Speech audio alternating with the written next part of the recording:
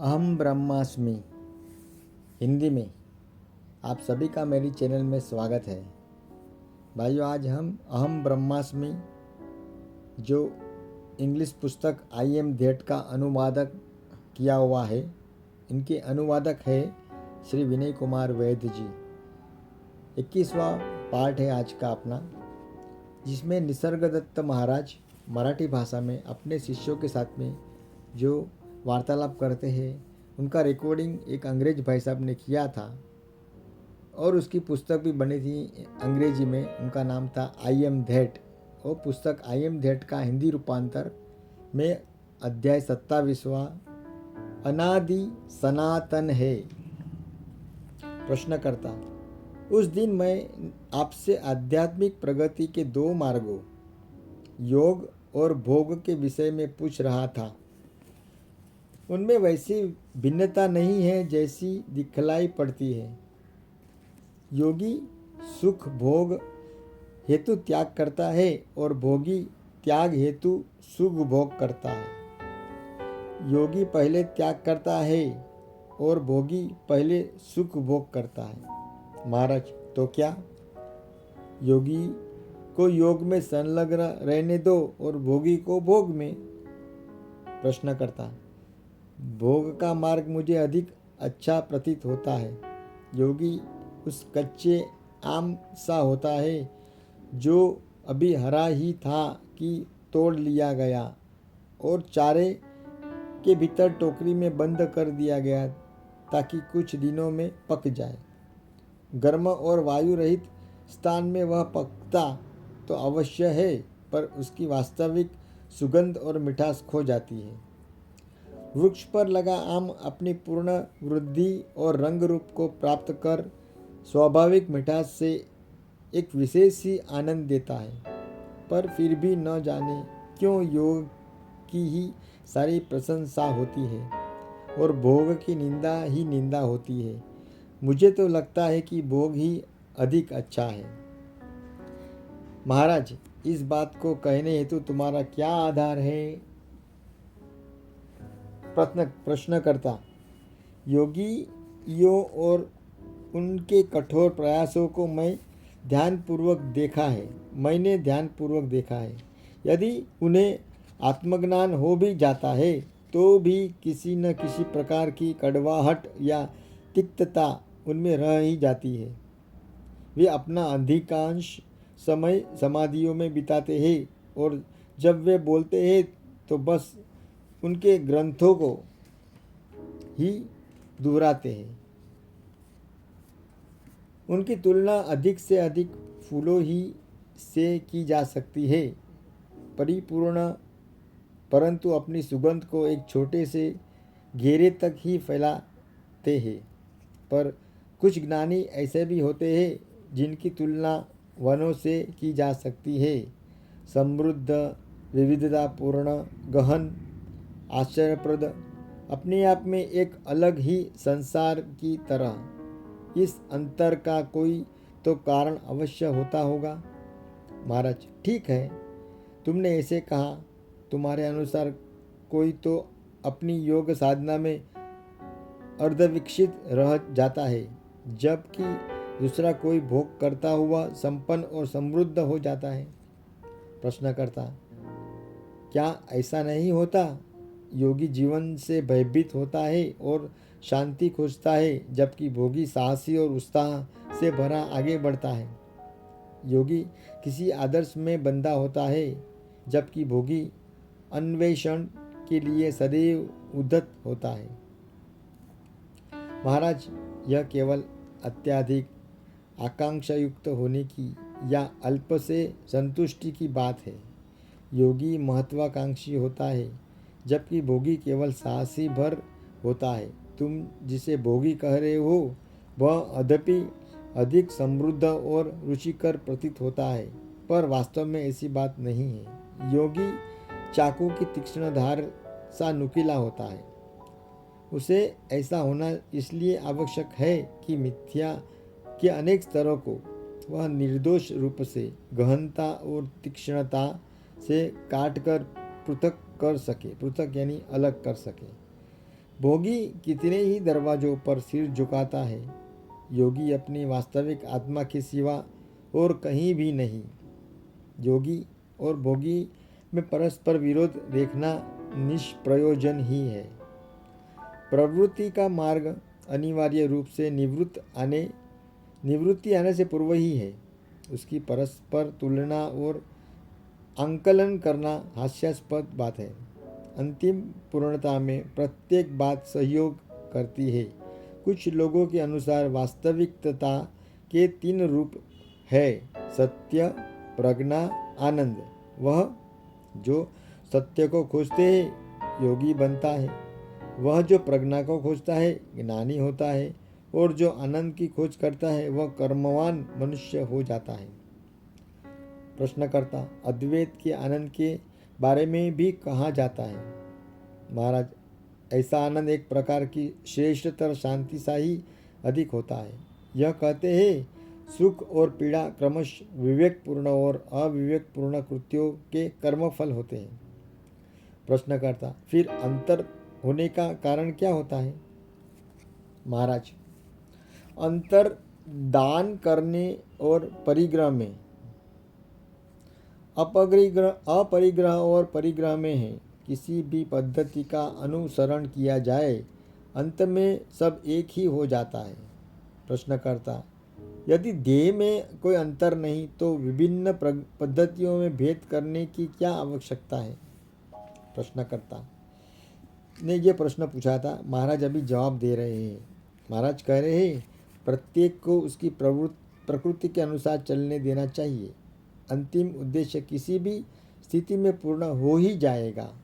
तुम्हारे विवेचन और विभाजन बिल्कुल सही है, परंतु मेरी स्थिति में उनका अस्तित्व ही नहीं है।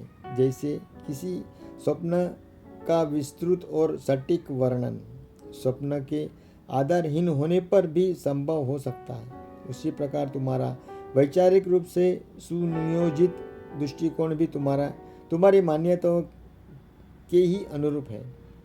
किसी मान्यता को आधार बनाते हुए तुम अपनी बात को प्रारंभ करते हो और उसी मान्यता को किसी दूसरे आवरण में छिपा कर उस बात को समाप्त कर देते हो।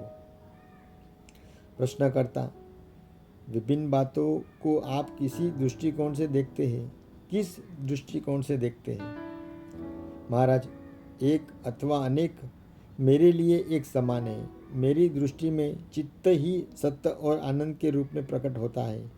गतिशील चित्त आनंद होता है, गति रहित सत्य।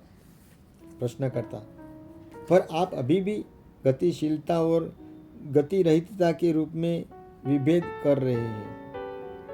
महाराज, उभेद मौन के माध्यम से ही कुछ कहता है। शब्दों के साथ विभेद जुड़े होते हैं। निर्गुण का कोई नाम नहीं है। सभी नाम सगुण के परिप्रेक्ष्य में ही होते हैं। सप्तादित को व्यक्त करने के लिए 2 शब्दों में संघर्ष करते रहना व्यर्थ है। पुरुष चिदानंद है, चेतना प्रकृति है। अपूर्ण पुरुष पदार्थ है, पूर्ण पदार्थ पुरुष है। प्रारंभ में भी और जैसा कि अंत में भी होता है, सब कुछ एक ही है। सारे विभेद चित्त में होते हैं। वास्तविक अर्थात चित्त में कोई विभेद नहीं होता। गति और स्थिरता मन की अवस्थाएं होती है और वे अपने से विपरीत के अभाव में संभव नहीं होती। स्वतः से न तो कुछ गतिशील होता है न स्थिर। विभिन्न मानस संरचनाओं मेंटल कंस्ट्रक्ट को परम अस्तित्व का प्रभाव प्रदान करना दुखद दुर्भाग्यपूर्ण भूल है। कोई भी वस्तु स्वतः से अस्तित्वमान नहीं होती है। प्रश्नकर्ता: ऐसा प्रतीत होता है कि आप स्थिरता और सर्वोच्च अवस्था को एक ही समझते हैं। महाराज, स्थिरता का एक प्रकार है मन की स्थिरता अर्थात चिदाराम, और दूसरा प्रकार है सत्य में स्थिरता अर्थात आत्माराम प्रथम अवस्था आती जाती रहती है, जबकि वास्तविक स्थिरता तो कर्म का मर्म ही है। दुर्भाग्यवश मन के उपयोग का एक यंत्र होने के कारण भाषा विरोध के अंतर्गत ही कार्य कर पाती है। प्रश्नकर्ता, साक्ष्य की तरह से आप कार्यरत है या स्थिर है? मन महाराज कहते साक्षित्व एक अनुभवी होता है, जबकि स्थिरता तो अनुभव मात्र से मुक्ति है। प्रश्नकर्ता, क्या साक्षित्व और स्थिरता सह अस्तित्वमान हो यह संभव नहीं? जैसे सागर में लहरों की गतिमयता और गहराई की निस्बद्धता सह अस्तित्वमान रहते हैं, उस प्रकार वे भी नहीं हो सकते। महाराज, अनुभव मन से पार नहीं जाता। अनुभव द्वैतयुक्त अवस्था है।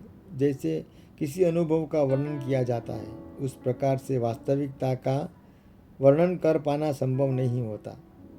इसमें ठीक से समझ लेने पर तुम फिर कभी सत्य और उसकी अभिव्यक्ति कभी भविता बिकमिंग को परस्पर विरोध या पृथक पृथक अलग अलग की तरह न देखोगे।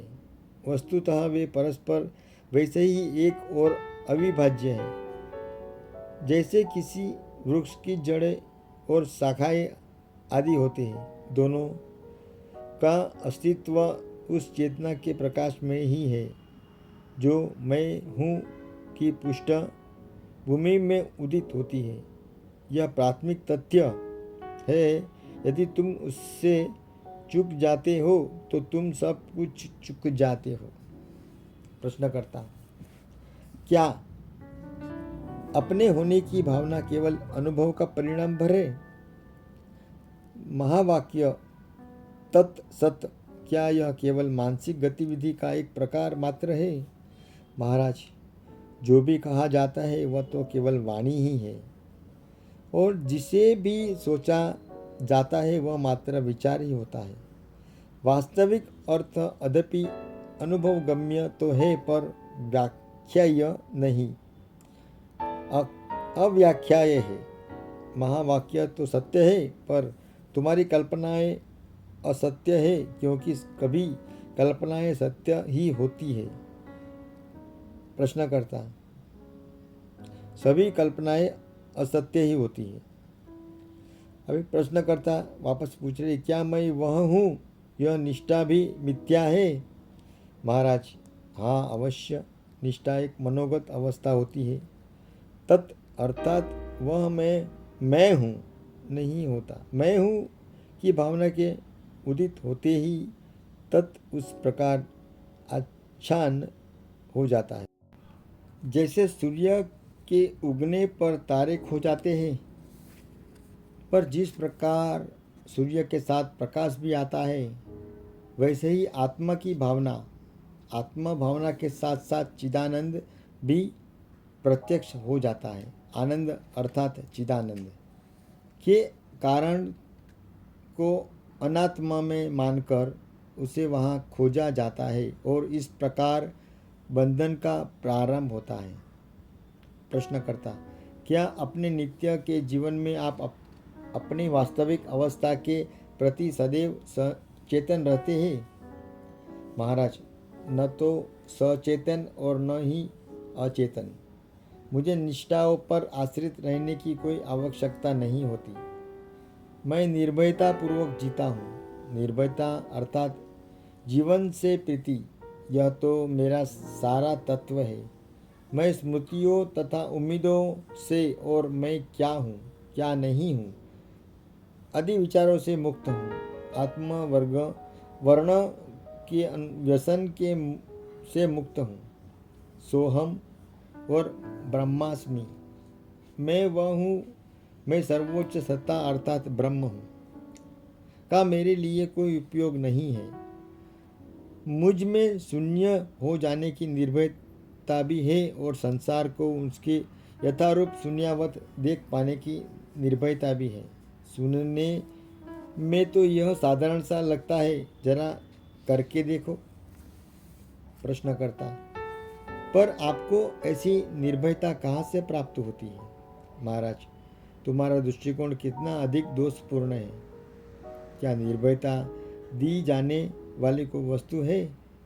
तुम्हारे प्रश्नों से यह ध्वनित होता है कि मानो व्यग्रता सहज अवस्था है और निर्भयता असहज अवस्था है, बल्कि सच्चाई इसमें पूर्णतः विपरीत है।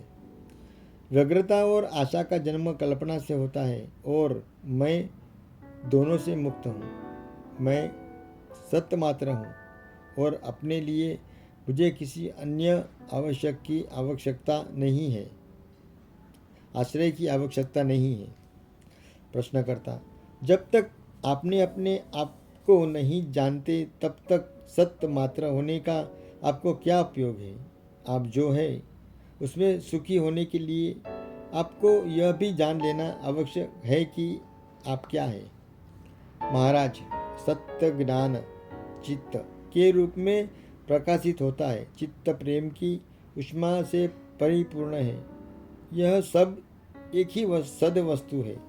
तुम पृथकता की कल्पना करते हो और अपने आप को प्रश्नों से त्रस्त कर देते हो। विचार प्राणियों को आवश्यकता से अधिक महत्व मत दो। शुद्ध सत्य का वर्णन नहीं किया जा सकता। प्रश्नकर्ता, यदि कोई वस्तु जानने और आनंद देने योग्य न हो तो उसका मेरे लिए कोई प्रयोजन नहीं हो सकता। सर्वप्रथम तो इसे मेरे अनुभव का हिस्सा होना चाहिए। महाराज, वास्तविकता को तुम अनुभव के निचले तल पर धकेलने की चेष्टा कर रहे हो। वास्तविकता अनुभव पर कैसे आश्रित हो सकती है? यह स्वयं ही तो अनुभव का आधार होती है। यह अनुभव करने मात्र के तथ्य में समाहित होती है, न कि किसी अनुभव विशेष की प्रकृति में। अनुभव मूल रूप से तो मन की ही एक अवस्था भर होता है, जबकि सत्य किसी भी प्रकार से मन की अवस्था कोई अवस्था नहीं है। मन की कोई अवस्था नहीं है। प्रश्नकर्ता, मैं पुनः भ्रमित हो गया हूँ। क्या सत्य चित्त से भिन्न है? महाराज, पृथककर्ता बस प्रतीत में ही है। जिस प्रकार स्वप्न दृष्टा से पृथक नहीं होता, उसी प्रकार चित्त सत्य से भिन्न नहीं है। स्वप्न दृष्टा ही है, ज्ञान ज्ञाता ही है। पृथकता केवल शाब्दिक धरातल पर ही होती है। प्रश्नकर्ता, अब मैं समझ सकता हूँ कि सत्य और चित्त एक ही है, परंतु आनंद, सत्य और चित्त सदा साथ साथ अस्तित्वमान है, पर आनंद कभी कभी ही प्रकट होता है।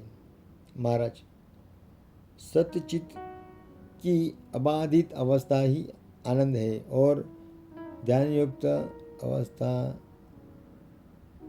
संसार की तरह प्रतीत होती है। अद्वैत में आनंद है, द्वैत में अनुभव जिसमें कि सुख दुख का द्वैत अपरहित अपरिहार्य ही है, आने जाने वाली वस्तु है। आनंद ज्ञेय वस्तु नहीं है, उसे जानना नहीं जा सकता। हर कोई सदैव आनंद ही है, पर आनंद पूर्ण नहीं। आनंद कोई गुण नहीं है। प्रश्नकर्ता, एक और प्रश्न। कुछ योगियों को उनका ध्येय प्राप्त तो हो जाता है, परंतु उनकी उस उपलब्धि का अन्य लोगों को कोई लाभ नहीं हो पाता। या तो वे जानते ही नहीं, या अन्यों के साथ अपने ज्ञान की सहभागिता करना उन्हें नहीं आता। दूसरी ओर वे जो अन्य के साथ सहभागिता कर सकते हैं, उन्हें दीक्षा प्रदान करते हैं। योगियों में परस्पर ऐसा अंतर क्यों होता है? महाराज, अंतर नहीं होता, तुम्हारा सोचना गलत है। कोई अन्य कहीं नहीं जिन्हें सहायता दी जानी हो। जब कोई संपन्न व्यक्ति अपनी सारी संपत्ति उसे परिवार को सौंप देता है, तब बीमार को देने हेतु उसके पास एक छोटा सिक्का भी शेष नहीं रह जाता। इस प्रकार ज्ञानी भी उसकी समस्त शक्तियाँ और स्वामित्व का परित्याग कर चुका होता है। उसके बारे में कुछ नहीं, अक्षरक्ष कुछ भी नहीं कहा जा सकता। वह किसी की सहायता नहीं कर सकता क्योंकि वह हर कोई है। वह निर्धन है और निर्धन की निर्धनता भी। वह चोर भी है और उसका चोरी का कर्म भी। जब वह किसी से पृथक ही नहीं है तो वह सहायता करे, ऐसा कैसा कहा जा सकता है? जो स्वयं को संसार में पृथक समझता है वही संसार की सहायता करे। प्रश्नकर्ता, पर तब भी द्वैत है, दुख है, सहायता की आवश्यकता है।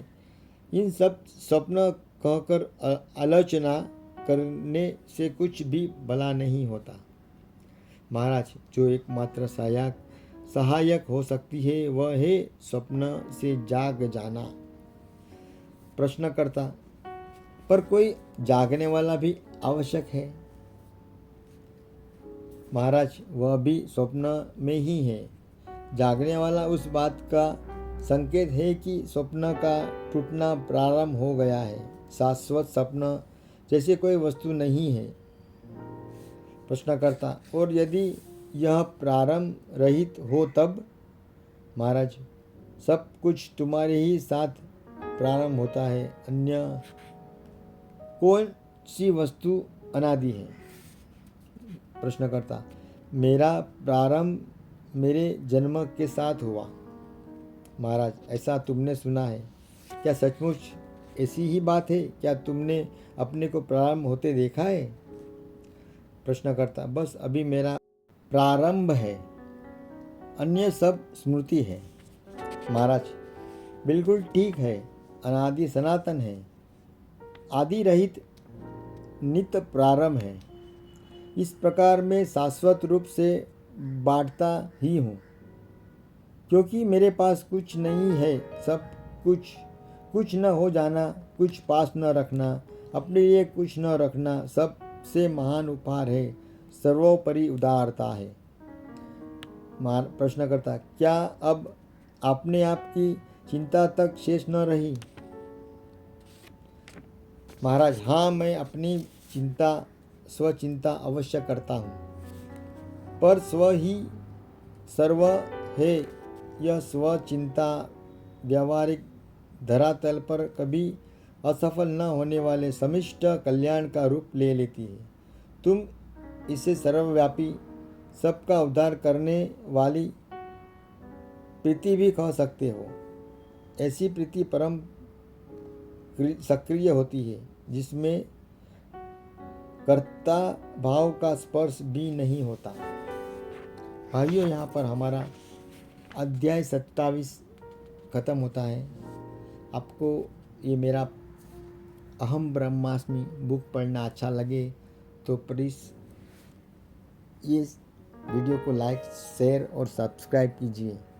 मेरी चैनल जीवनरथ _अनिल है, उसको सब्सक्राइब कीजिए और मुझे मेरा प्रोत्साहन बढ़ाने में मदद कीजिए।